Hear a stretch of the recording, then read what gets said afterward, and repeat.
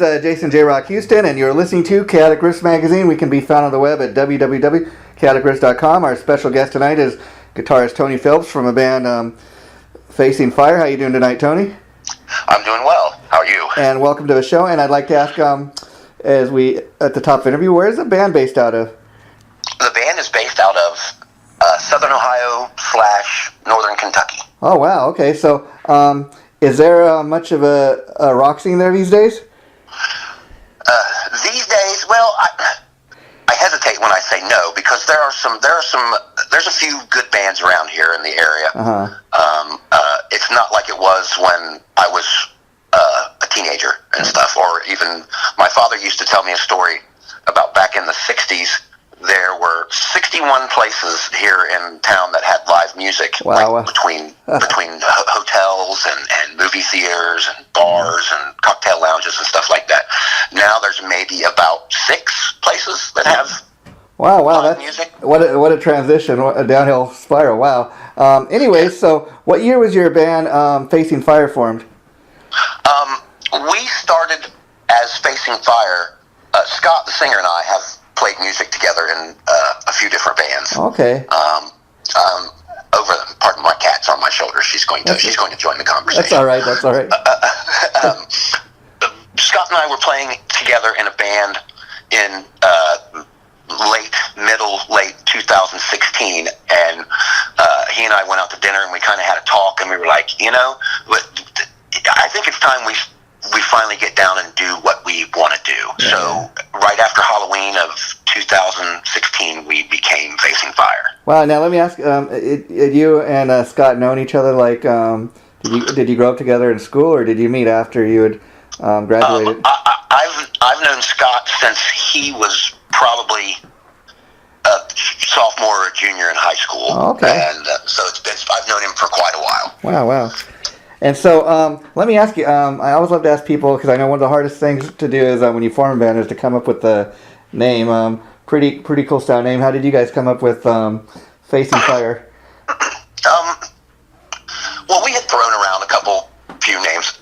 When Facing Fire started out, it was just the 3 of us. It was just Scott, myself, and Josh Quillen, the bass player. Okay. He's the Northern Kentucky connection. Oh, okay.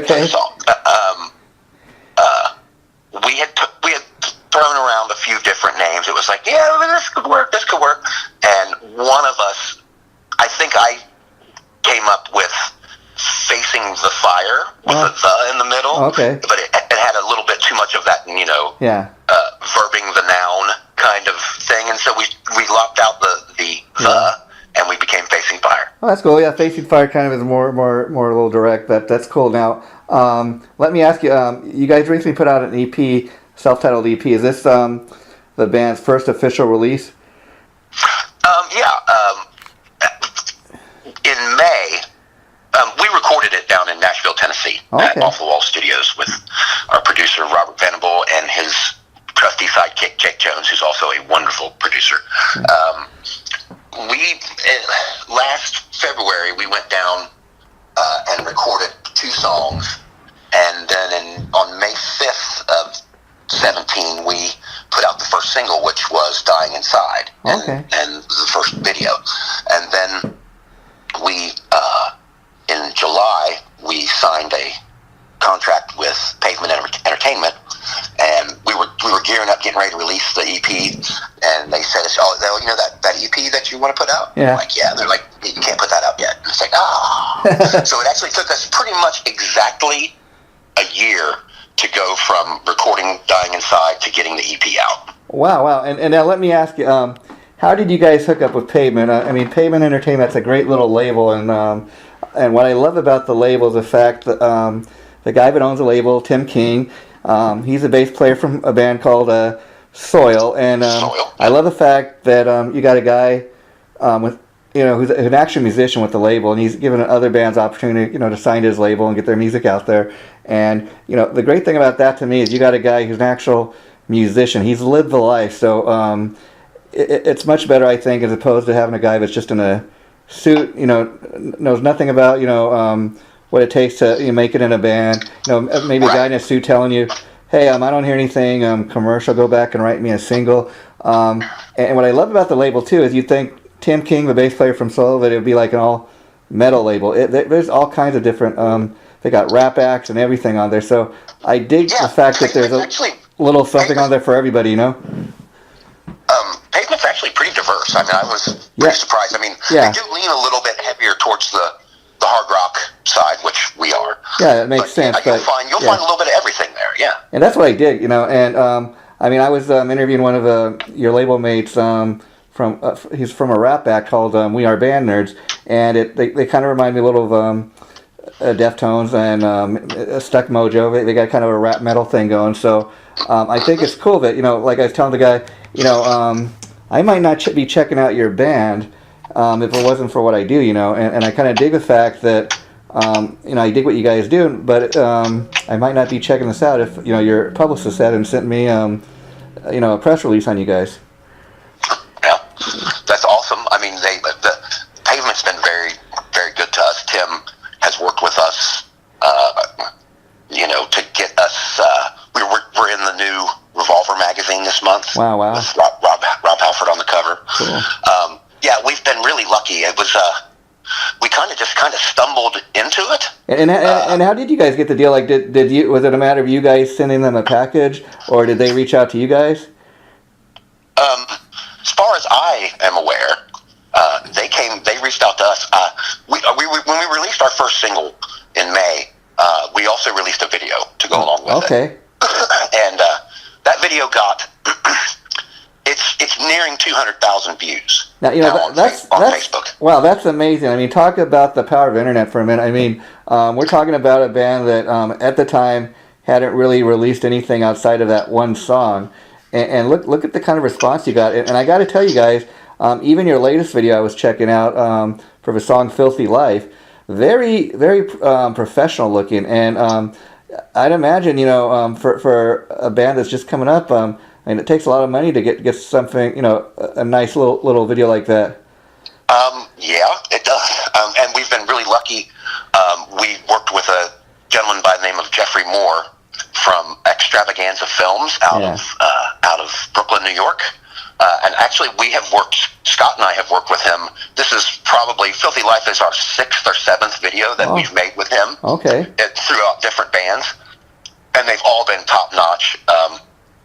You can find them on Facebook. He's a wonderful guy, and he's really easy to work with, and he's far and away like the easiest filmmaker that I've ever worked with. He's just so laid back and just so easy to deal with, and he has ideas, we have ideas, we tend to incorporate them all together, and what comes out is stuff like Filthy Life and Dying Inside. And see what I dig about that is there are a lot of bands, you know, I mean, for a simple fact that really MTV doesn't exist like it once did. I mean, MTV now, you turn it on and it's all reality TV. And so a lot of bands, even the classic bands that have the money, have come to the conclusion, you know, we're not going to even bother, you know, making any more videos. But, you know, plenty of people will go on YouTube, you know, if they dig your band, I think. And so it's cool when, you know, bands like you guys are still making videos and, you know, still releasing singles and, you know, new music. I dig that.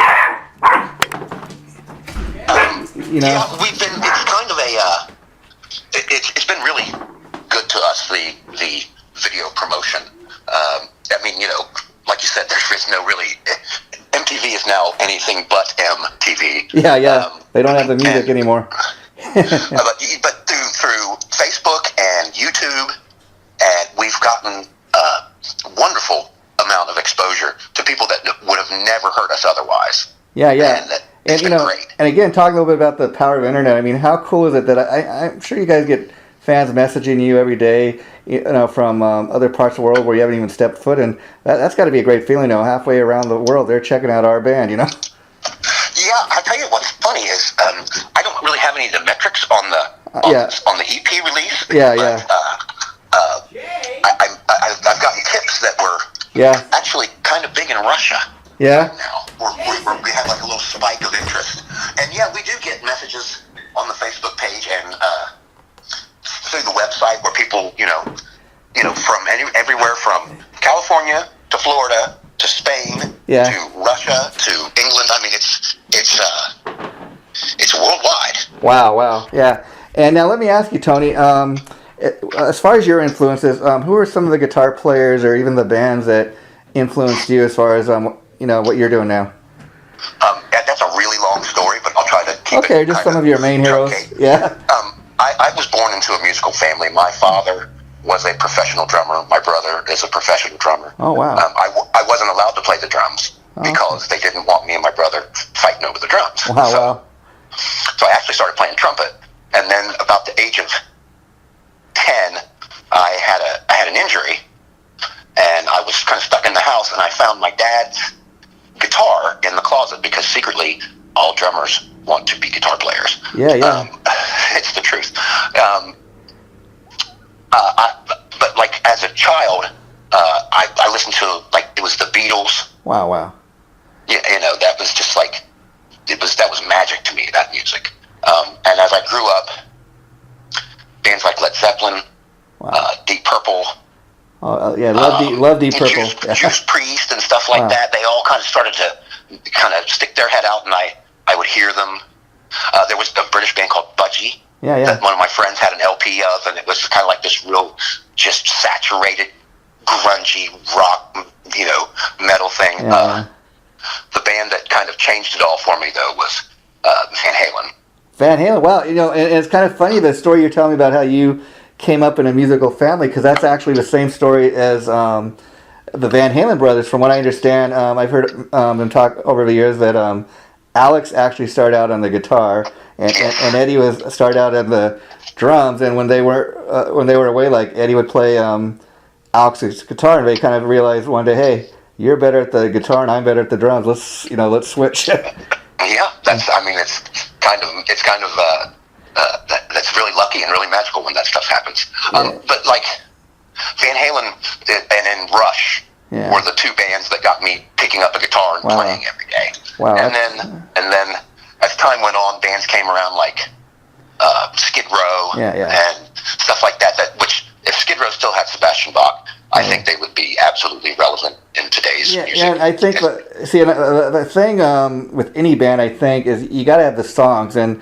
like especially on those first two Skid Row albums. Not only did they have the iconic singer, but what Skid Row's been through is like a lot of bands. They've gone through several lineup changes, and even though you got the two guys that are kind of like the main songwriters in the band, when you've gone through 4 or 5 singers.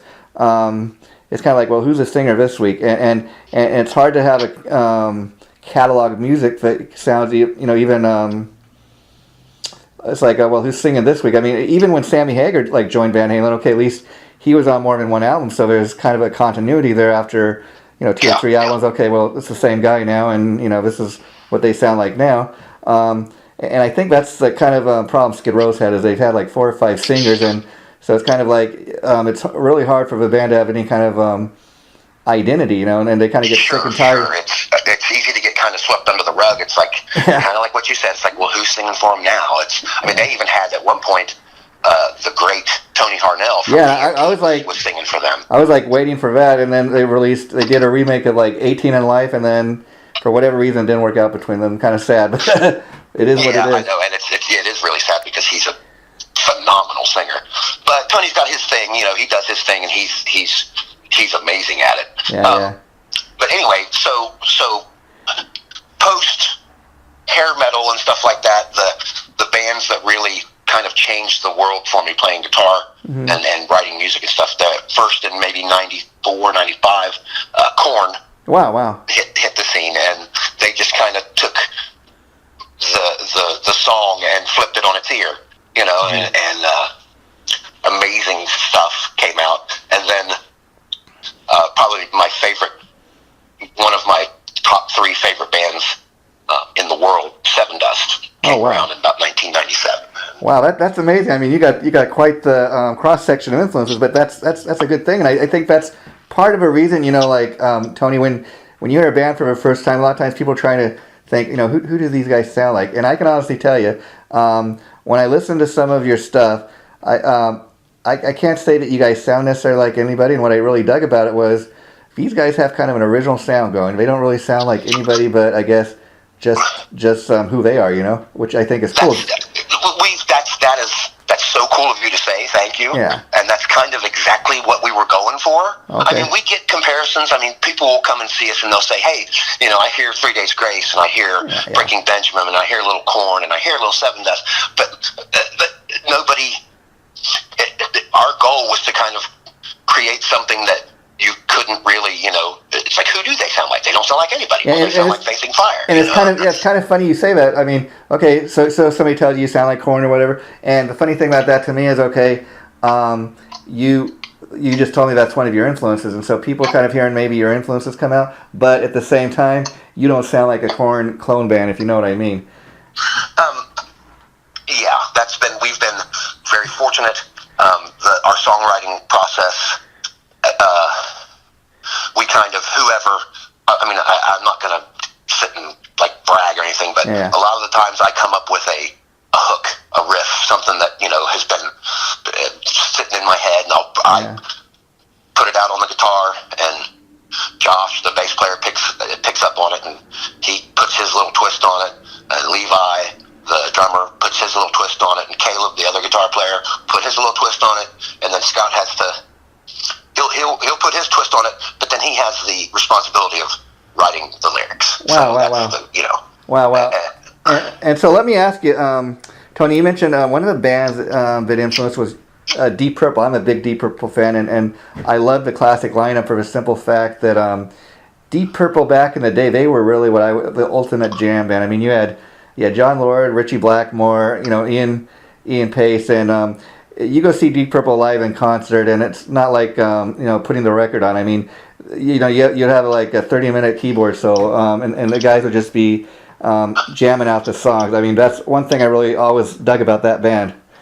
Yeah, Deep Purple they were like you said, they were like the original jam band almost, because you would see like how they used to film what you would call music videos back in the early 70s. Yeah. It was kind of like stuff from like Top of the Pops, those old TV shows, and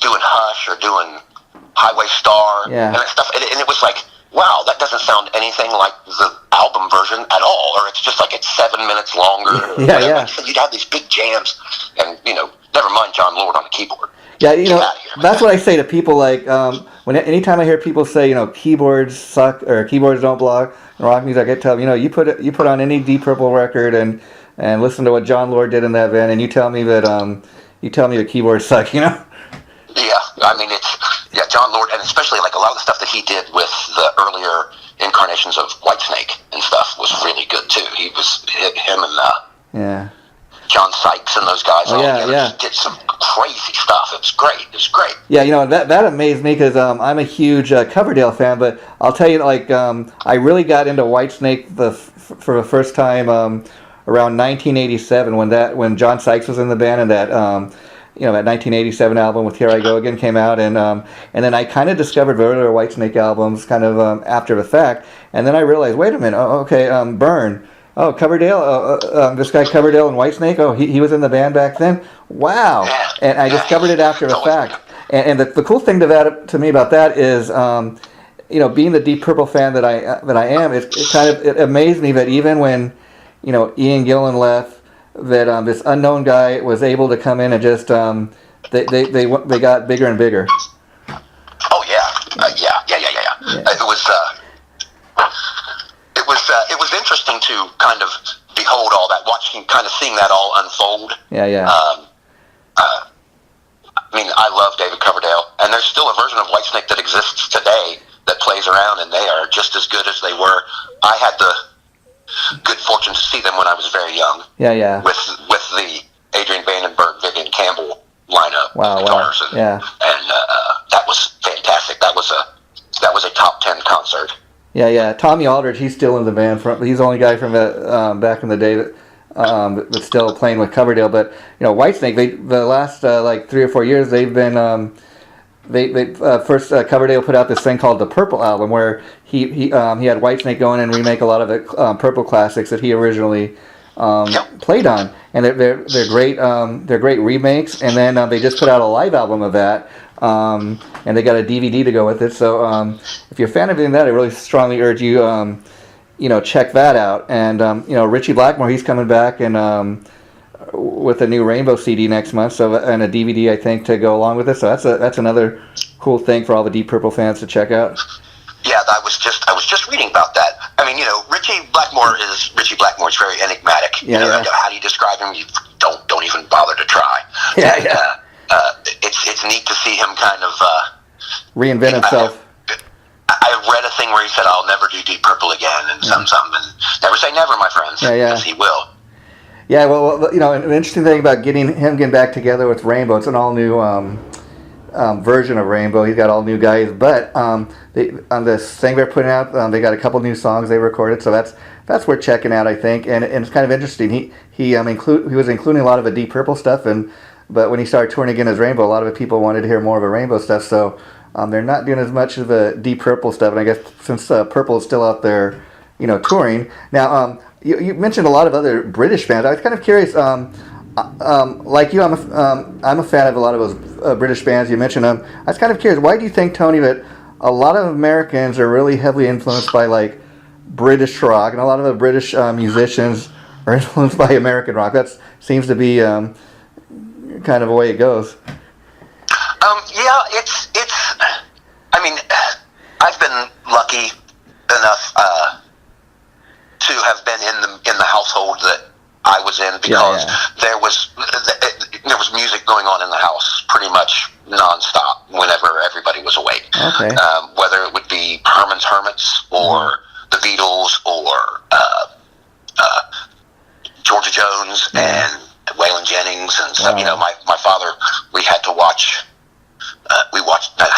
watched Hee Haw every Sunday night, and it was just like, so we were really lucky. The British thing, I think if I was going to try to put my finger on it, which I don't know that I really can, I think everybody was just intrigued by how kind of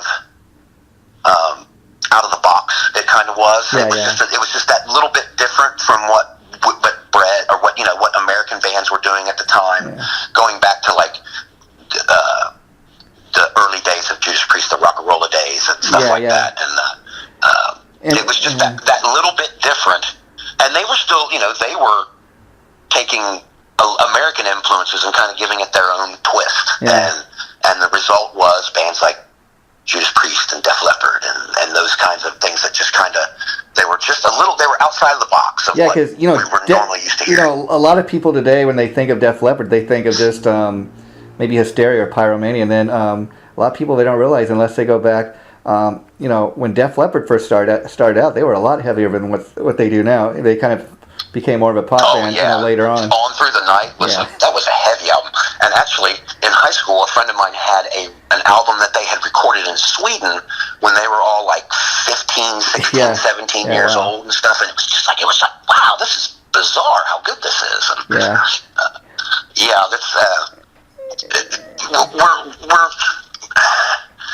we're in kind of a spot now where the industry is going to try to tell you that rock music is fading, and that's just so not the case anymore. I don't think it's necessarily fading, but I do think what's happening is you have a lot of these bands that we grew up on they're getting older, and so as they're getting older, a lot of them are starting, to go on their final farewell tour. They're starting to retire, begin to the point in life where they're getting too old to do it. And Judas Priest is a great example. There's been kind of talk that this might be their final tour, and I think part of the reason, as recently they announced that their guitar player Glenn Tipton will not be going on the road with them, because he recently announced that he's been battling Parkinson's for the last 10 years, and he's gotten to the point where it's starting to affect his playing. Like when he goes to play, he's like, I heard him say that his brain tells him to play one thing, and his fingers aren't allowing him to do what he knows he should be playing, and it's getting to that point. And there's been talk that,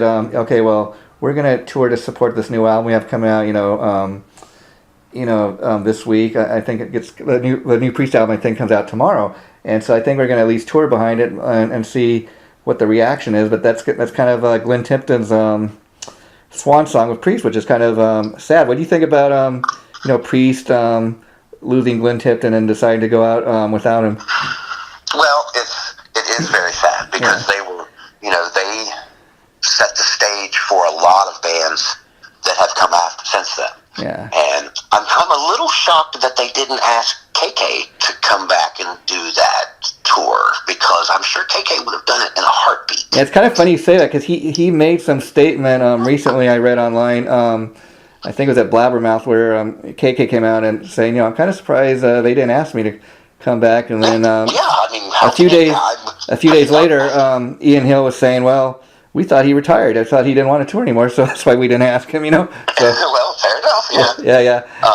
But Judas Priest really, it will, if this is in fact their last tour, it will be sad to see them quote unquote go. I mean, there's always the opportunity to make more music and just not tour behind it. Yeah. But there was something about going to Kings Island and seeing Dokken open up for Judas Priest. And Judas Priest hits the stage, and Rob Halford comes out on this big Harley Davidson, riding it out on the stage. It was just like, as a kid, I was like, oh my goodness, this is amazing. Yeah. Something you just I've never seen, and you probably won't see stuff like that again. Yeah, and the sad thing is, now neither KK nor Glenn are in the band, and they were a big part of the Judas Priest sound. I mean, their double guitar attack, and so you got two guys stepping in for them that probably can do a decent job, but it's going to kind of be interesting to see neither of those original guitar players are there anymore, so what that's going to be like. Yeah, in my very first high school band, we played a lot of Kiss, we played a lot of Zeppelin, and we played a lot of Judas Priest. Wow. And luckily, the other guitar player in the band was really, really good. Wow. And I was so happy to have worked with him at that time in my life, because he helped shape my direction, where I went and stuff with it all. Judas Priest, man, that's it's just like people will give you that kind of they're washed up, they haven't been relevant in XX years, and even if they haven't had a hit since Painkiller, I mean, they still got together and they wrote quality songs, they wrote quality complete albums from start to finish, cover. And I think the fact that they've been doing it for almost 50 years, that says something about the band's talent. I mean, first of all, when you're around that long, I mean, it's hard to not start writing songs that sound exactly like. So the fact that you're able to come up with different types of songs, you're doing it for 50 years. Really the only low period in the band's history was when Rob Halford left for a few years, but they kind of marched on, and then he came back, and they carried on like he never left. Yeah, I would hasten to call it a low period, but it was a different period. The Ripper Owens era was different. However, I think Rob, he realized what was going on, and he stepped back in, and it was like they didn't miss a beat. It was. No disrespect to Tim, because I think Tim is a great singer in his own right, and I dug the albums they did with him, but let's not kid ourselves that the faithful Priest fan base, they were much happier when Halford came back. There's Tim Ripper Owens is a good singer, but he's not Rob Halford. And you're not gonna. There's only one Rob Halford, and that's Rob Halford. Yeah, I think we know that now. And to your point, I don't think necessarily rock music is dead, but speaking of Kiss, Gene Simmons, I recently read an interview where he was saying that he doesn't necessarily think that rock is dead, but he doesn't. But he believes you're not going to have like when we were growing up the equivalent of rock heroes. A lot of people like. American Idol's coming back, and you have all these TV shows where, you have other people writing the songs for them. Whereas back in the day when bands like Kiss and Purple and, Priest were coming up, these guys that played the clubs, they really paid their dues before success came their way. And see, that's what I dig about it. I'm a huge Kiss fan. I don't know if you are, but you mentioned them. And one thing I love about Kiss is they've been doing it for over 40 years, and people will tell you, they're not the greatest musicians, but man, they put on the ultimate rock show. And the one thing about Kiss, the fact that they've been doing it, over 40 years, I think one thing about Gene and Paul is that they are great songwriters. I mean, you can turn on any radio any day of the week, and you're going to hear Rock and Roll All Night, or Shout It Out Loud, or even Beth, or Hard Like Woman, or Lick It Up. and they're just great sounding tunes, that you can really get into. They definitely captured the ears of the world with their music, and like you said, it wasn't necessarily anything super technical or super spectacular musically, but they put the hooks together, and of course Paul Stanley maybe not so much nowadays, but back in the day, I mean, he could sing like nobody else. There was and excuse me, you hear a Kiss song and you know it's a Kiss song pretty immediately. Yeah, the thing I always dug about Kiss as a band too is you got more than one guy that's just doing all the lead singing. They kind of trade off, which I think is and they kind of were idolized, I know, or grew up on the Beatles, and so they do have a bit of a Beatles influence. And that's the thing about a band like the Beatles, another great British rock band. They were a little before my time, but if you listen to anything they did, the Beatles were great songwriters too, and I think that's why more than anything they had such a great influence on so many people. Yeah, and it's a testament as to why people still listen to their music in 2018. It's because those songs were just that good. If you can, I still listen to Sgt. Pepper's front to back. Every few months I have to put it on. I just have to get my Sgt. Pepper's. Have you got? I think they put out like a 50th year anniversary edition of that, a deluxe version. You had a chance to check that out? I heard about it. I was kind of scared of it because it's like, the Beatles remastered. It's like, who? I want that really messed up kind of mix that they used to do, the George Martin stuff where they, all the strings were over in your right ear and the drums sometimes were all stuck in your left ear, and that's a testament to how they had to record stuff back then. Yeah. And I was listening to, according to my mother, I was listening to the Beatles in the womb. My mom would take headphones. Wow. Play the Beatles, and she would put them on her belly, and that's why I like the Beatles so much as a very small child. Now, getting back to you, Tony, I was kind of curious. That's great to hear about you have such a wide range of influences, and I think that's part of the reason maybe when people listen to anything by your band Facing Fire, but can't exactly pinpoint. These guys are into Metallica, they're into whatever. It does have a real fresh original sound, and that would make sense. Like you said, you kind of grew up and you were listening to different types of music, and I would imagine as a songwriter, when you go to write songs, that makes you a much more rounded musician, a much more better songwriter. Fact that you've listened to different types of music. I like I said, I grew up with there was music on all day and all night in the house, whether it was the radio or my dad's jazz albums, listening to Stan Kenton and Maynard Ferguson, Buddy Rich, Duke Ellington, and my mom had Sonny and Cher and Carole King and people like that. Todd Rundgren. Rundgren is another one of my all-time favorite musicians. He's just he's all over the place. Yeah. I gotta agree with that. I mean, I loved Bat Out of Hell. I mean, that's one of the all-time great rock classics.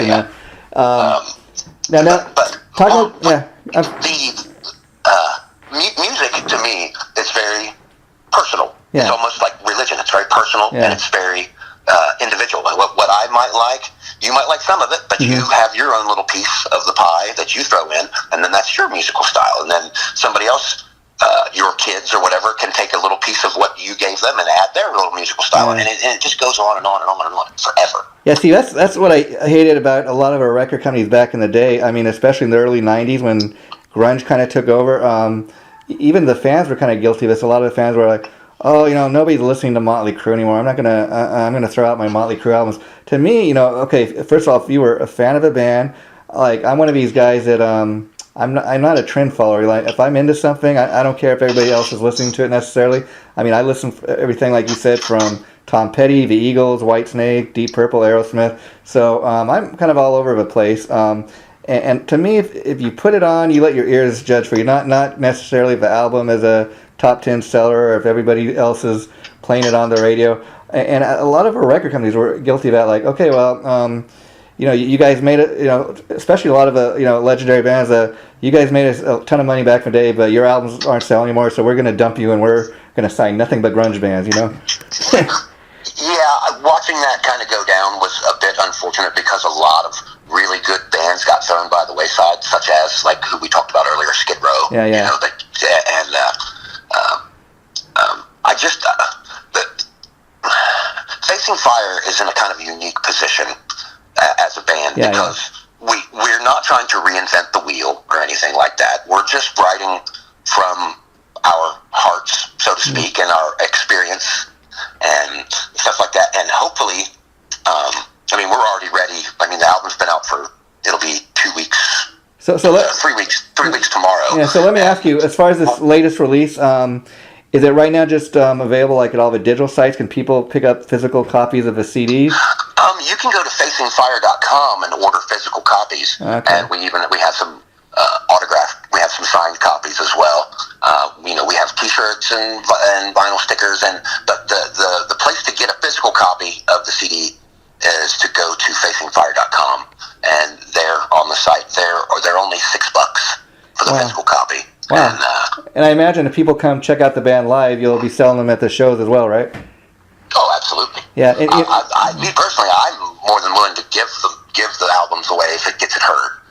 But it's kind of funny you say that, because on one hand, you know, you guys are working musicians, and probably, you know, you're not just doing this because you love it, because, you know, you want to make a living at it. That's the ultimate goal, and a lot of people do not understand that. But, you know, kind of to your point, the music business being what it is, a lot of these bands that I talk to are telling me, you know, well, we'll just put the album up digitally, and, you know, for free, people can download it and check it out. You know, nobody's gonna buy it, and that's kind of a sad state of affairs. That's why I first of all, a lot of bands, you know, these days, because of the music business being what it is, they got that attitude that, you know, we're just gonna live off the catalog music we have. We're not gonna we're not gonna bother writing or recording any new music. So I gotta say, for bands like Facing Fire that continue to write and record new music for your fans, you know, thumbs up to you guys, because I know, you know, the people aren't buying CDs like they once did, and it's kind of sad, because, you know, I was recently in a Best Buy and I was looking around at all the latest releases, because they usually have a nice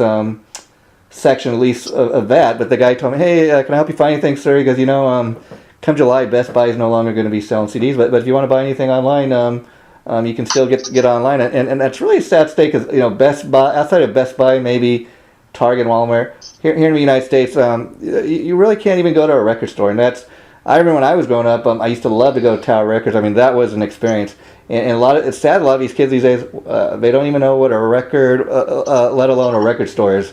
That was my Saturday afternoons as a kid were divided up between the Columbia Theater, where I would go see plenty of movies, and then I would walk across the street after the double feature, and I would go to a place called the Record Shop, and that was the name of the place. And I would buy singles and cassettes, and then with the advent of CDs came along, and I spent, you know, all the money that I had in record stores, you know, sucking up all the music I could get. Yeah. And let me ask you, Tony, so how big of an influence was on your dad? Obviously, you know, you said there was music in the house, but I mean, did he really push you to become a musician, or was it just the fact that you grew up and you dug what he did and it's like, I want to do that too? There's probably a little bit of both there. I mean, my dad was a huge influence on me musically, and he would play stuff for me and my brother when we were kids, and he would, you know, tell the story of whoever it was, be it like the drummer Gene Krupa or Buddy Rich, or the Stan Kenton, the piano player, and big band leader and stuff like that. He would tell these stories, and he would kind of get me absorbed into the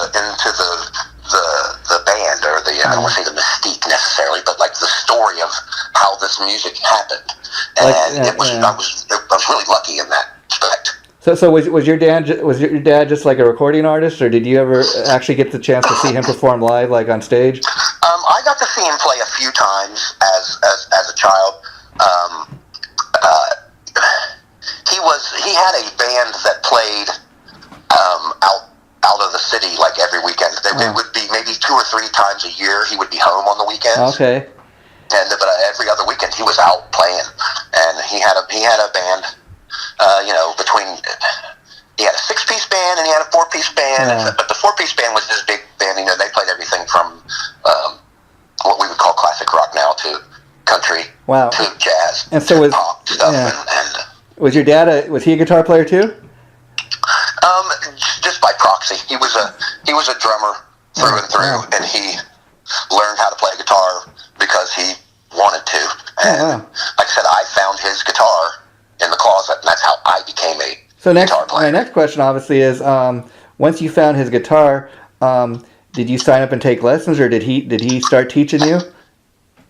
Funny story. When I pulled the guitar out of the closet, it had 3 strings on it, and I was like, it had the bottom 3 strings, the low 3 strings, and I was like, man, this is kind of cool. And so he tuned those 3 strings up for me, and he showed me how to play like power chord type things, like an E-based power chord, and I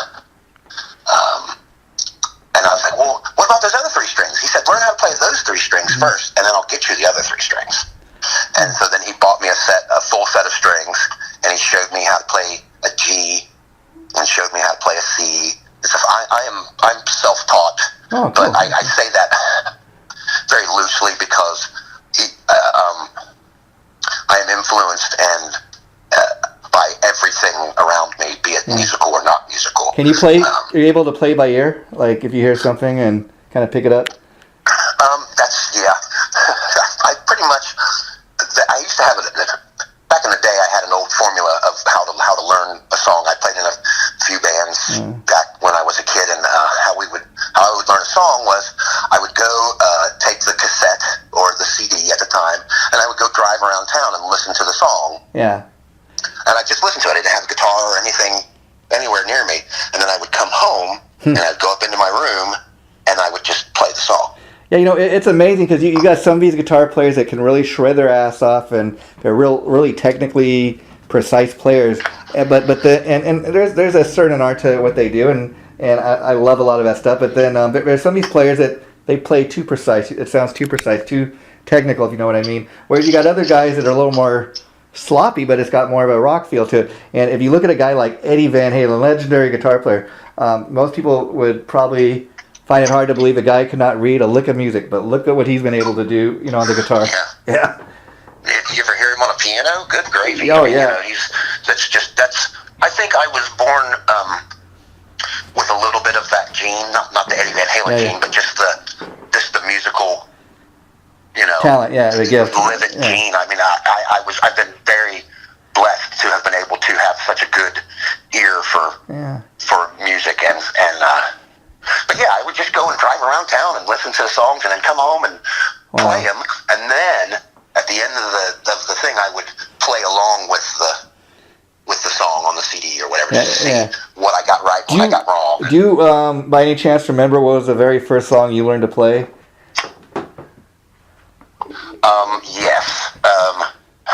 The very first song that I ever taught myself was a song by Rush called Brune's Bane. Oh, wow. Which is the introduction to The Trees on the live album. Okay. Exit Stage Left. Okay. And there's it's a song before the song. And, it's just a guitar instrumental. That was the very first thing I ever taught myself. Wow. And the second thing I taught myself was probably Smoke on the Water. Oh, Smoke on the Water. That's every guitar, from what I've been told, every guitar player, their ultimate thing is they always want to learn to play either Smoke on the Water or Stairway to Heaven. That was probably the third song I learned was Stairway. That was probably kind of how that went. But I was so wrapped up in Rush and Van Halen and stuff like that. And I actually have a Paul Reed Smith, Alex Lifeson acoustic. Oh, how cool! Guitar. How cool! That is just I mean it's a wonder. It's nice to be able to afford that. Well, to afford it, one thing, but to be able to pay tribute to one of my guitar heroes growing up and stuff. Wow.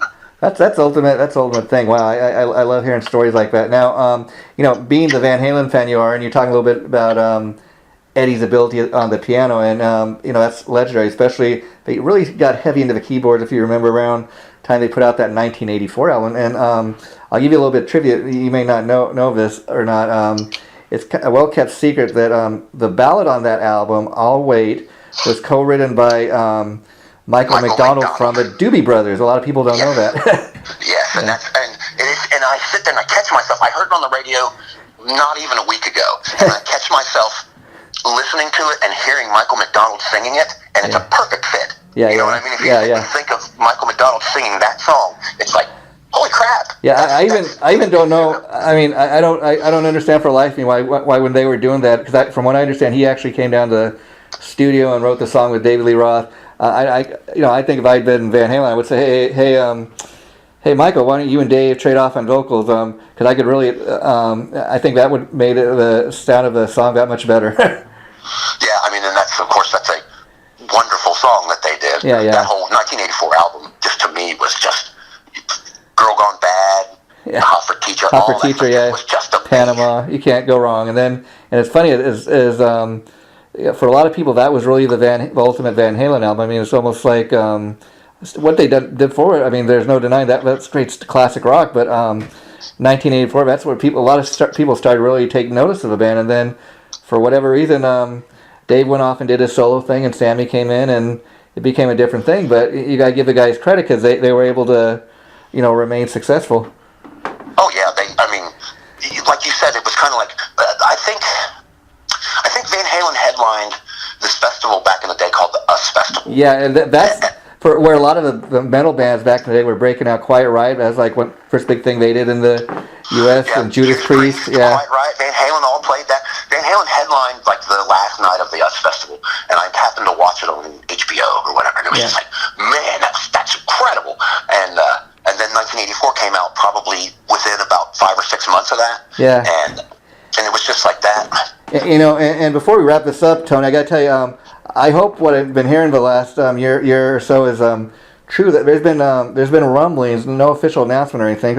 I hope to hear more about, but like a lot of the Van Halen fans, there's been rumors that 2018 is the 40th anniversary of Van Halen, and there's talk that Wolfgang Van Halen is going to be putting out a solo album, and that they may do a 40th anniversary where they may ask Michael Anthony to come back and do a tour. I'm like, how cool would that be? That would probably be like one of the best, nicest, smartest things that they could do. It would be great for them to do that. I mean, everybody's kind of heard the story of their infamous kind of split with him, and it would be the right thing to do. I think so. To get him back around, and I'm sure Wolfgang wouldn't mind either. I'm sure he wouldn't. From what I understand, he wants to branch out and do his own thing. So more power to him, I guess. We'll just leave it at that and wait and see. Now, you guys got the current self-titled EP out now. How many songs are on that? I was curious. There are 4 songs on it. There was originally going to be 5, but we wanted to put our best foot forward, and we wanted to give people the opportunity to kind of get a well-rounded picture of the band. And it kind of makes sense to put something out there and say, this is who we are. Now, is the plan ultimately maybe a few months, or I don't know what your timeline is, to eventually get like a full length? And when it came time for a future release, like you'd think you'd re-release these 4 songs maybe with additional songs on it? There's 2 plans. One plan is to do a full length and have these 4 songs. Yeah, it makes sense. To the full length. And then there's the other mindset, which we're kind of embracing a little bit more, is to do another EP. Because if you listen to the Facing Fire EP right now, all 4 songs are really strong songs to me and to the band, and they all 4 could be singles. That's the cool thing. Put out 4 or 5 really, really good songs than have 4 or 5 songs and 6 songs of filler or whatever.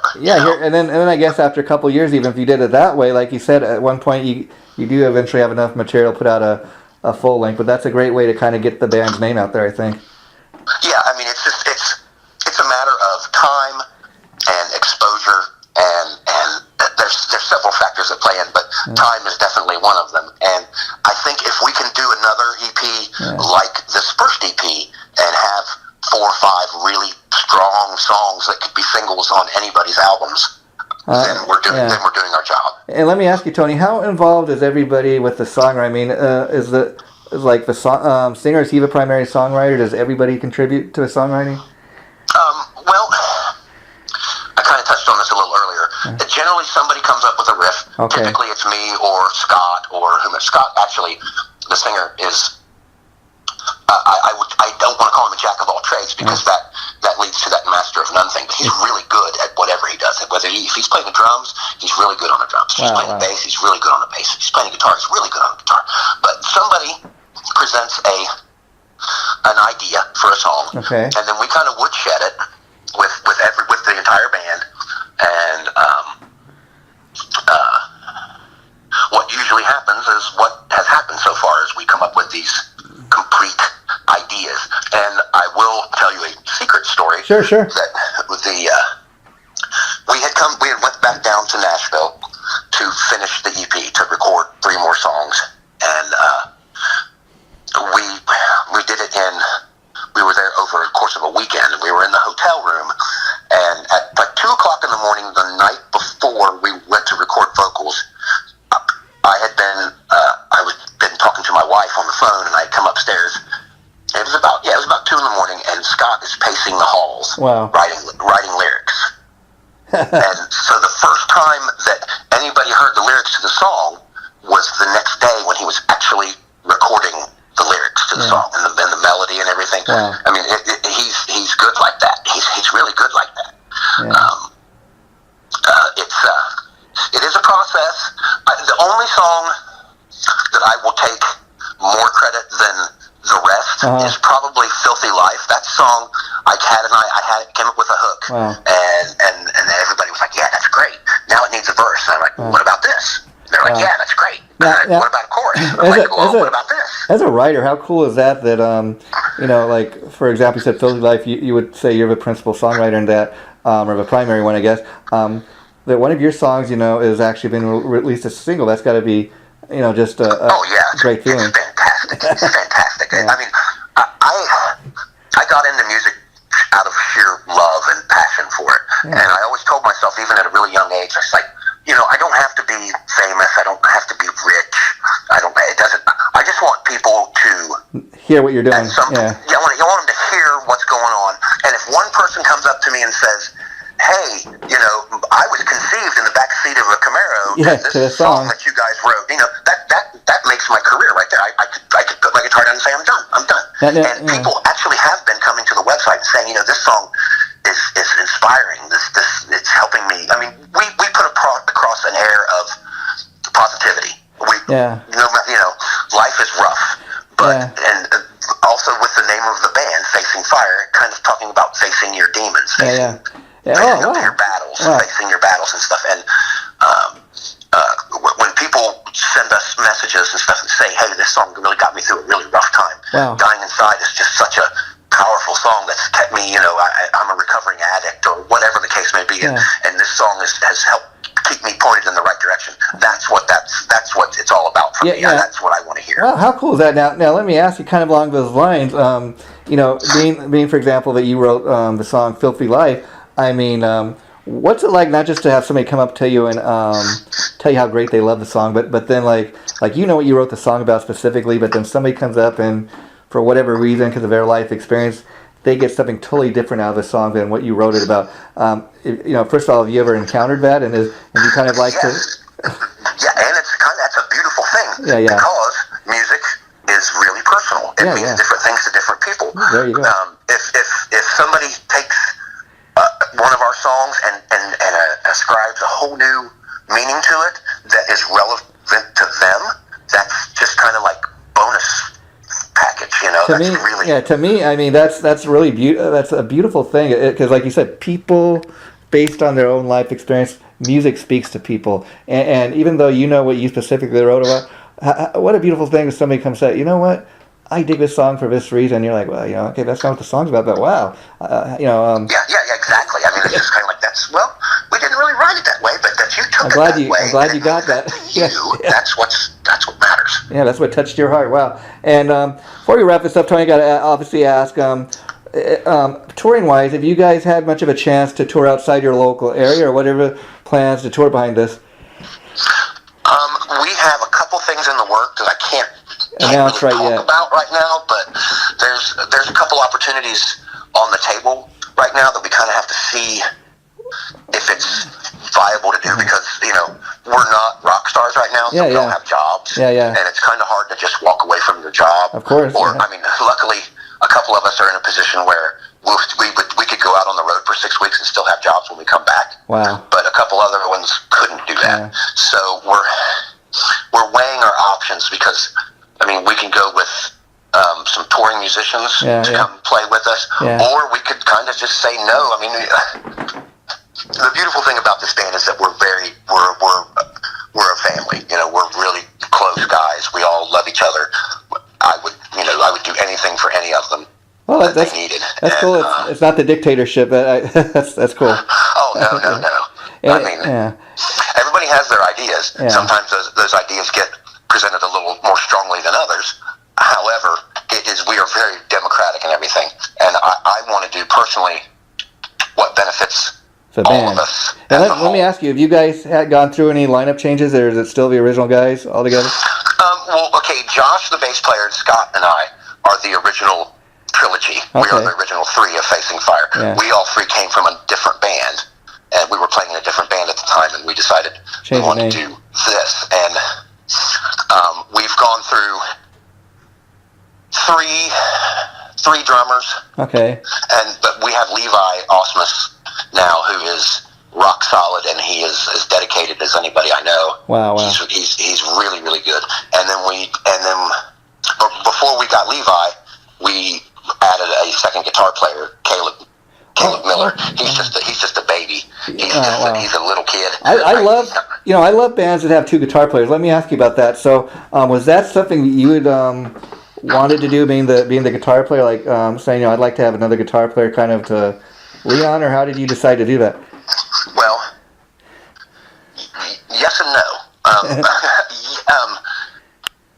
I recorded all the guitars on the EP. Okay. And when we started to rehearse these songs live, it was like, well, I've got to try to play three guitar parts with one guitar. Okay. And that became a little bit more difficult because I couldn't really free myself up to do some of the cooler things I wanted to do because I had to keep those chords going and stuff. And so I sat down and was like, hey, I think maybe the best thing we can do for our live show is have a second guitar player. And have you considered, when it comes time to record new music, if you're going to have him just continue to be a part of a touring band, or you might allow him to come in? Caleb is a part of the band. He's going to be from the day we asked him to come aboard. He was full. He was a full tilt member as far as I'm concerned, and everything we do now going forward, he will be included on. Cool. And does it make it a little bit easier for you, not just live, but like when you guys go in the studio, that you can kind of split the guitar parts up, and like, do you consider yourself the lead player, or does it kind of just depends on who can play what better? Lead, rhythm. I just call myself the guitar player. There you go. What I do. I mean, it was nice to add Caleb because it freed me up. Live to do more of the stuff that I thought brought that little bit extra to the song live. And makes sense. But he is a. Let me tell you, Caleb Miller is a phenomenal guitar player, and he's going to be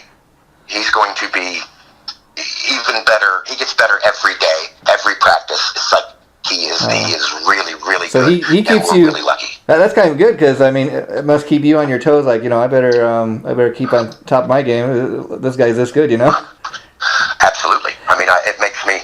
I play a lot of guitar anyway, but I play a lot more guitar now that Caleb's in the band. Well, and let me ask you, when you guys have had to make lineup changes, you and the other two guys that are from the original heyday, let me ask, when you bring in a new guy, is it hard for you to kind of tell them, okay, like, for example, we want you guys to play, for example, the drum parts the way the previous drummer did, or kind of come in and do your thing? Like, I guess what I'm asking is, a lot of times, for example, since we're talking about Facing Fire, you might have an idea. Okay, we don't want to go too far out of what fans expect Facing Fire to sound like.